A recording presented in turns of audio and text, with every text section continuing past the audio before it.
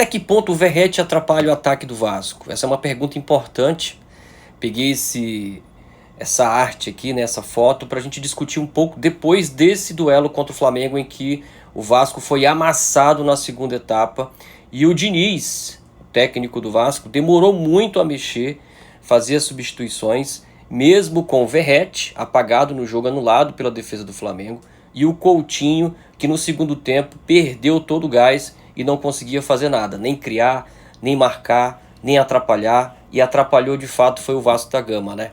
Jogo 1-1, o Vasco tem realmente uma capacidade técnica muito inferior do Flamengo, isso não se discute.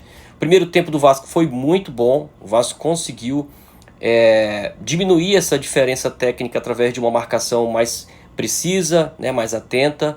Mas na segunda etapa, quando o Felipe Luiz fez as substituições, colocando 3 peças fundamentais lá para o Flamengo, o Pedro, né, o Arrascaeta e também o Samuel Lino, o Flamengo foi muito agressivo e colocou o Vasco realmente em situações difíceis, né? E várias vezes o Vasco se viu apertado ali na pequena área, tendo que afastar bolas que seriam perigosas, né? Mas eu fico indignado com o segundo tempo do Vasco, sabe? O Fernando Diniz poderia ter colocado o Ryan de centroavante, poderia ter colocado o David muito mais cedo no jogo e o Andrés Gomes já no intervalo. O Coutinho não tinha condições de ficar na partida. Isso era nítido. No primeiro tempo o Coutinho já estava cansado.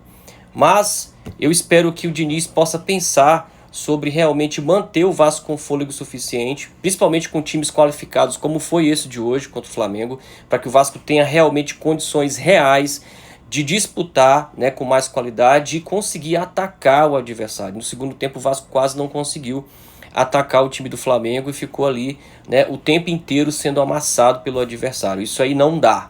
Não dá. O Diniz tem que entender que o time é limitado e que as substituições precisam ocorrer no tempo certo para que isso não atrapalhe o campeonato do Vasco. O campeonato do Vasco é para pontuar toda a rodada. O ponto de hoje foi importantíssimo, mas quase escapa, dada aí a teimosia do Fernando Diniz. Coutinho, Nuno e o próprio Verratti, eles não podem terminar a partida se não tiverem gás o suficiente para disputar lance a lance com os adversários, inclusive dando combate.